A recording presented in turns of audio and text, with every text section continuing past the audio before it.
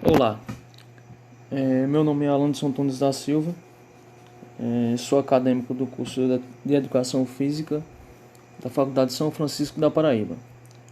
Esse trabalho é referente à disciplina de Epidemiologia do professor Anderson Rolim. Vou estar falando aqui para vocês sobre a doença de Chagas. O que é doença de Chagas? A doença de Chagas, ou tripanosomiase americana, é uma doença que afeta milhões de pessoas e é causada por um protozoário flagelado da espécie Trypanosoma cruzi. A doença pode ser transmitida de diferentes formas, sendo a transmissão vetorial uma delas. A transmissão vetorial necessita de vetores triatomíneos, conhecido popularmente como barbeiros. Diferentes animais atuam como reservatórios da doença, tais como gatos, cães, porcos, cabras e etc., os quais garantem a manutenção do parasito na natureza. Na corrente sanguínea de vertebrados, o protozoário Trypanosoma cruzi apresenta-se numa forma móvel, conhecida como tripomastígota. Já nos tecidos, por sua vez, o protozoário está na forma amastígota. Nos insetos vetores, o parasito se transforma e dá origem a formas infectantes, as quais estarão presentes em suas fezes. A transmissão da doença de Chagas. A doença de Chagas pode ser transmitida de diferentes formas. A forma mais conhecida é a transmissão vetorial, por meio de barbeiros infectados. Diferentes espécies estão relacionadas com a transmissão da doença, sendo importante salientar que, em 2006, o Brasil recebeu a certificação da interrupção da transmissão vetorial por Triatoma infestans. Era uma espécie de barbeiro exótica que era responsável pela maior parte da transmissão vetorial. Apesar de a transmissão por essa espécie ter sido interrompida, outros barbeiros continuam a transmitir doenças aos seres humanos. Nessa forma de transmissão, o vetor contaminado, ao sugar o sangue, ele deposita suas fezes com formas infectantes do protozoário. A picada ela provoca coceira e o ato de coçar facilita a entrada do tripanossoma no organismo. Além da vetorial, a transmissão pode ocorrer por via oral. Dessa forma, a doença é adquirida por meio da ingestão de alimentos contaminados, com protozoários provenientes de triatomíneas. Há registros de casos e surtos decorrentes da ingestão de caldo de cana e açaí contaminados. E além da vetorial e oral, a transmissão pode ocorrer ainda de mulheres infectadas para seus filhos durante a gravidez ou parto, também por meio de transplante de órgãos e transfusão de sangue, e também de forma acidental, por meio de contato com material contaminado ou até mesmo ao manipular animais infectados. Sintomas da doença de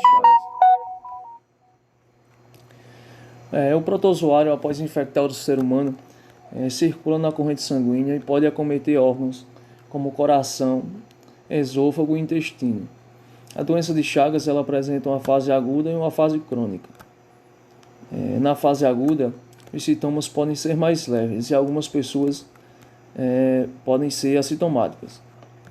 Dentre os sintomas que podem ocorrer na fase da doença, destacam-se a febre, que pode durar mais de 7 dias, fraqueza, dores de cabeça e inchaço na região das pernas e rosto.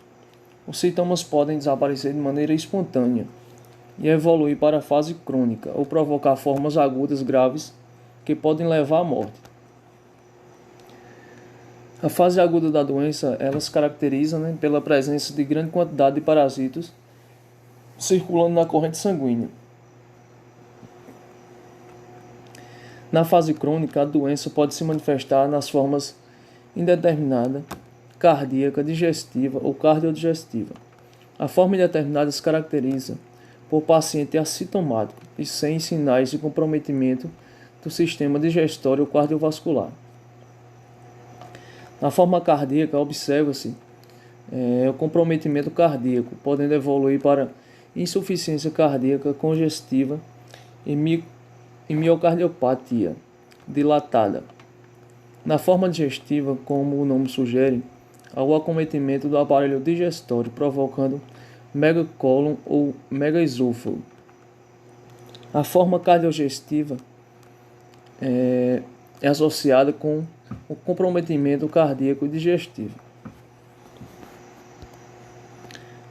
Diagnóstico da doença de Chagas. Essa doença ela é diagnosticada, né, por meio de exames laboratoriais específicos. Dependendo da fase da doença, né, poderá ser realizado um exame de sangue parasitológico ou sorológico. Um exame parasitológico identifica a presença de parasitos circundantes, enquanto um exame sorológico analisa a presença de anticorpos anti-T-cruzi. Além dos citados, recomenda-se exames complementares a fim de avaliar o quadro geral do paciente e observar possíveis complicações.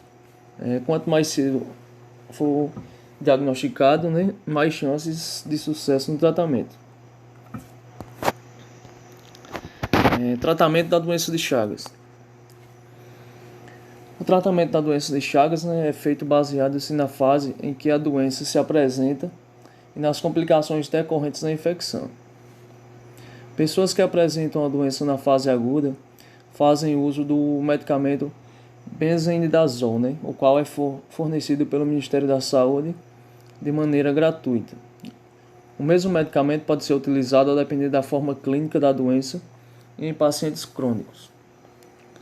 Já pessoas que não respondem ao tratamento com benzendazole podem fazer o uso do nifurtimox, que é uma alternativa, né, disponibilizada pelo Ministério da Saúde. As doses dos medicamentos variam de acordo com o peso do paciente e idade, sendo o esquema de administração estabelecido por um médico, né? Vale destacar que são pessoas que apresentam complicações cardíacas ou digestivas devem também receber tratamento para suas complicações. Prevenção da doença de Chagas. Como salientado, né, a doença de Chagas ela pode ser transmitida de diferentes maneiras. Portanto, há diferentes formas de se prevenir. No que diz respeito à transmissão vetorial, faz-se necessário evitar, né, o contato com o barbeiro. É importante principalmente cuidar das condições das casas, aplicar inseticidas, né, e utilizar telas em portas e janelas em locais que o barbeiro não possa entrar, né, na casa. Além disso, né, usar repelentes e roupas compridas, né, de mangas compridas, quando for fazer atividades, né, em áreas de mata ou em período noturno. Pode ajudar na prevenção no que diz respeito à transmissão oral, né, e é importante principalmente a intensificação de ações de vigilância sanitária. E é isso, fim, né? Queria deixar aqui meu agradecimento para o professor Anderson Rolim.